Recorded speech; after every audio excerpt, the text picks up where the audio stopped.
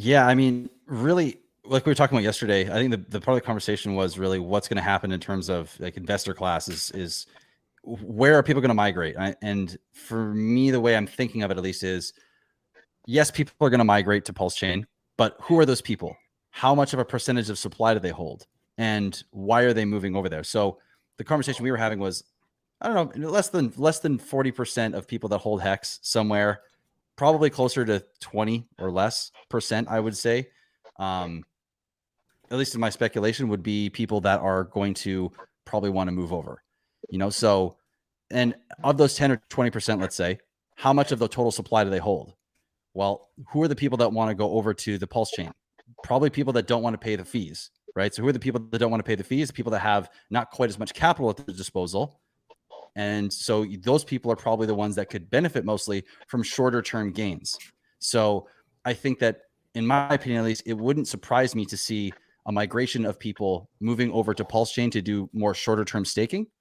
And to see an increase in people doing maybe some longer staking from the larger players who are looking to capitalize on the sell-off or any opportunities that might come up on the Ethereum side. And short of that, that's where my mind leads me. I want to hear from you guys. Like, what do you two think we're going to see? Do you see similar, or do you see something very, very different, and why? I've been standing on the mic. Dylan, you want to go first? Can you go over that question one more time, sir, please? I was just asking based on what it was laying out there in terms of, like, the investor class moving, the percentage of people moving over to Pulse chain, why, and then having like more shorter term stakes, which more shorter term mindset investors maybe over on the Pulse chain side versus longer term, larger players mostly staking on Ethereum. That was kind of my thoughts. I wanted to just like kind of bounce it off you guys and see where that led you. Roger. Yeah, that's a hard one. I think that HEX may be where the big guys hang out. They'll be on both chains, but it depends on if there's a bridge in of HEX and a very thick liquidity pool versus PHEX. It depends on, there's a caveat there, right? So if that's thick enough, it's going to do the same thing. There might be a little bit of a pricing difference, maybe 25% less or something, or 5, 10, whatever, right? But it really depends on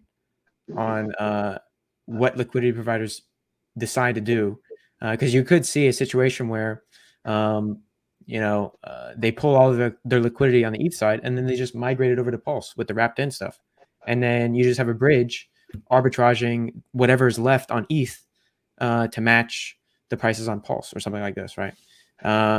So it's hard to say. I know some other guys, or some bigger guys, that said that they would be dumping their HEX. I know some that said that they'll just let it ride.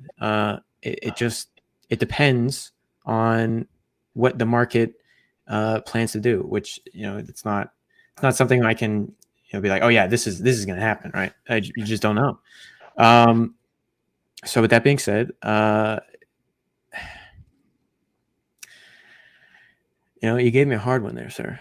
So I'll keep my HEX stakes, right? Depending on if there's more value to be had on Pulse regarding the ecosystem, I might take my profit out of HEX and move it onto Pulse. If it's doing just fine and I don't see a lot of bigger guys continuing to get out, then I'll just leave it there. So it depends. It's situational. It's very situational in my eyes. Yeah, just again, I think that's great commentary, and I think where I almost always again like default back to, if I don't know, then I'm taking the value. I'm not going to pay the premium for the guess, right? So if you say, hey, HEX or PHEX, okay, all right, well, the new shiny thing, I'm probably going to bet PHEX. All right, what about 3-1? Nope, I'm probably just going to take the cheaper one, right? And so again, anytime we get into any of these, as long as I'm basically have that, again, when it comes to certain things, this is, again, from that framework of things that I'm very, very confident are at least going to go up, right? It's different if you're taking more of a complete speculation. It's a startup, a variety of other things, but sort of between kind of these ecosystems where I don't think any of these things are going to zero, then again, I'm going to take the value if I'm unsure. The couple of things that I would add when it comes to some of the staking behavior is I think you'll actually kind of see them seesaw back and forth. Like to Dylan's point, it's situational. So if everyone comes in and stakes and there's a higher percentage longer stuff on, one chain, all right, well, maybe I'll just take the yield on the other side, so they kind of go back and forth, right? Like the longer everybody else stakes, the more my price goes up, the more, the more I sell, the more others can buy. Like there's a symbiosis there. So I'm just not, again, anytime I'm not sure, I'm not paying the premium. I'm going to take the other one.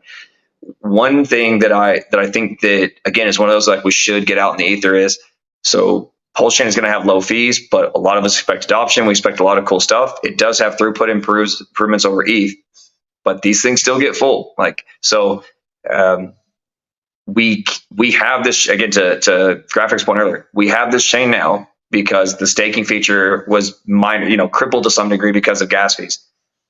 Okay. So now we've learned that, hey, at some point, congestion can cause us to have to change behaviors, and these things can be very, very negative.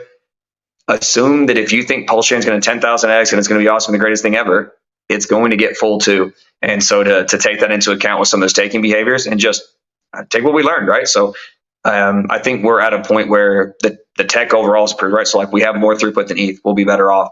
We won't have some of the same congestion. We're more likely to see shard variations, any of this kind of stuff that comes in, more improvements with other tech.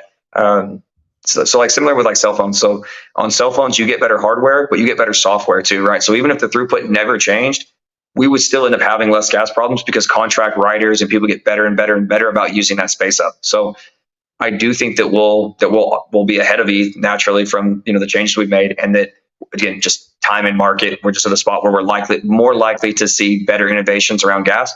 But you still want to bake that into the cost of some of these things, and assume that at some point, if you're taking 3, 5, 8, 9, 10-year staking time horizons, that it's going to be no matter how, maybe it's not expensive, but it's still going to be significantly more expensive than it is now, and bake that into your kind of your thesis on how you're putting these things together. And that can be either, hey, I'm actually more of a HEX Maxi, or I'm going to have a much bigger position in HEX.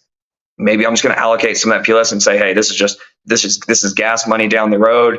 Setting some of that things aside. There are a few different ways, but I would just I would add into some of the calculus to not make the same mistake that as a community and as kind of an environment as a whole, that we thought this would always be cheap. It wasn't cheap. And again, I think that's much less likely to happen on PulseChain, but it can still happen again. And you make sure that you just can factor that in. Just one of those things that doesn't really get discussed on the staking habit. So I want to bring it up.